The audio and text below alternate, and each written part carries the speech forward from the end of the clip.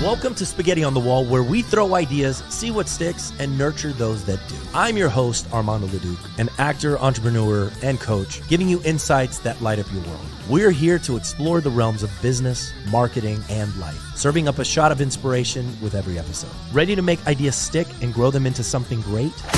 Let's dive in. What's up, Law-Di-Gras 2025. We're at the end of the day, second day. And I got my good buddy Nick Pascalacqua here. That's really hard to say.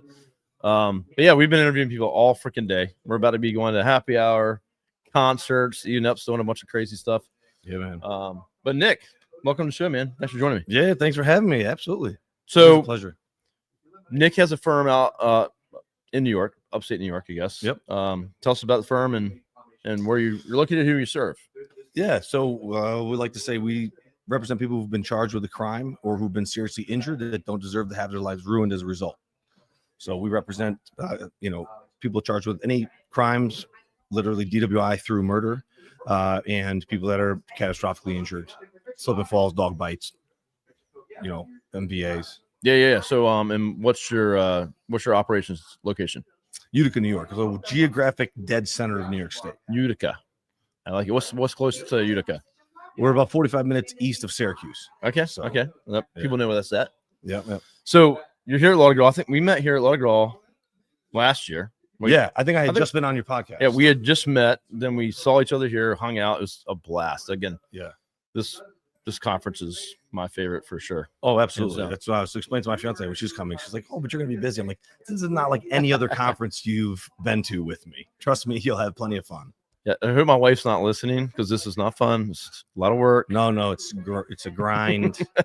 It's very taxing. We sleep very soundly at night. We're very, very tired. Don't sleep at all. Just keep it going. Well, yeah. So, what's any big takeaways while you've been here? Any of the breakouts or the sessions? I just asked that too. I think the biggest thing for me is like implementation. It's like don't just like get whatever product it is, right? And like roll it out, like do it well, like use the product to its full capabilities to maximize your number one, your ROI on whatever it is, because nothing nowadays is cheap. You know what I mean? But also, so you're utilizing it and getting the largest like efficiency ROI out of it, because this is a tool that we're all paying for in whatever capacity. And what we've found in our office is that just about every software we use, we were not using to capacity. We weren't utilizing all of the features that they have, and they're there for a specific reason. Like these companies aren't rolling out features that are insignificant. They took their time to figure out what's needed. Yeah. Right. So that's been a thing for us, kind of addressing where we're not leaning in. And now we're implementing even up a lot more. So I'm like being very conscious about let's lean in heavy. Let's get robust training. Yeah. Let's, appoint a couple people, like as they call them, champions in our office, so that they can spearhead it. They can kind of be a troubleshooting person for us as well. So that's one of the big takeaways that it sounds like is being pushed. You got to implement properly. 100%. Like, so even in my business, like every quarter or so, at least we'll audit kind of like what softwares we have. And it's insane how many things we pay for. Yeah. And how many things, one, we're not utilized and we're just still paying for them. Right. Or a software that has the features that all these other things have, but we just didn't utilize it in the main software, like HubSpot or something like that. Right. That's a big one. Yeah. So that we cut and we find where we can, consolidate.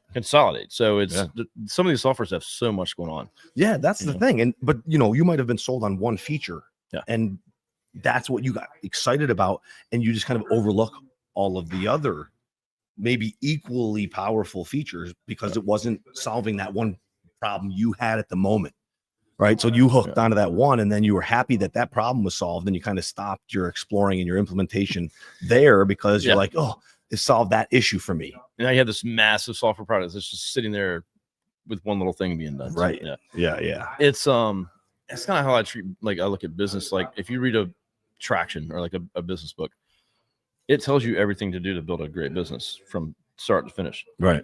But you're not ready for most of it at the time. Right. You can read that book every month and go, oh shit, we didn't do that. Oh shit, we didn't do that. Right. Because you're right. You're just not ready. Certain things in that book, you have to be at certain stages.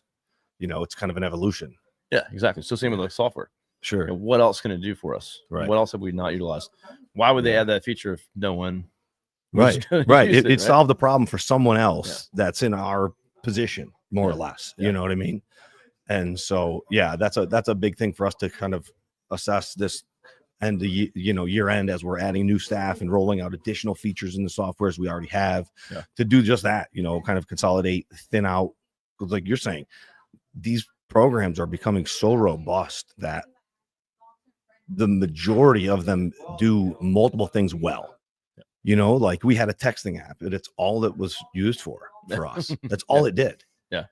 And it just was stupidly expensive when you think about that's the only thing it did for us. Like, yes, it was a huge convenience factor for client communications, but then Hona's like, oh yeah, well, no, we can do that, and port it over, same number. And you have all of these other robust client portal and client communication, client satisfaction features. Yeah. Oh, and it's a cross practice area.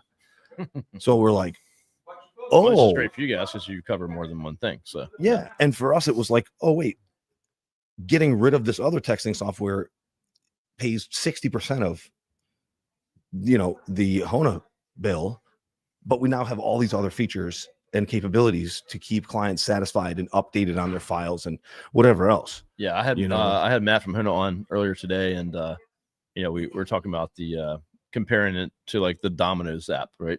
You know what, your pizza's going in the oven, who's cooking it, what's going on, you're always up to date. And Hona's kind of that for law firms. So yeah, and it's saving time for our paralegals, because they're texting in, it's going right into, like we have Clio, pushes directly into their Matter and Clio in the notes. They text a picture of a receipt from their office visit, it saves right into their documents tab automatically. So it's saving manpower hours on our end too in terms of processing these cases.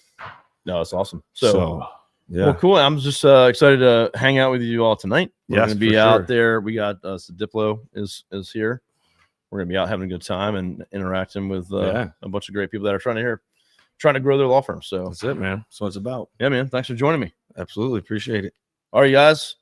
That's wrapping up day 2 for me. I think Armando might have another one, but he's got 2 more. This guy's a beast. But we'll see you tomorrow back here at Law-Di-Gras. We'll see you then. All right, buddy. Awesome.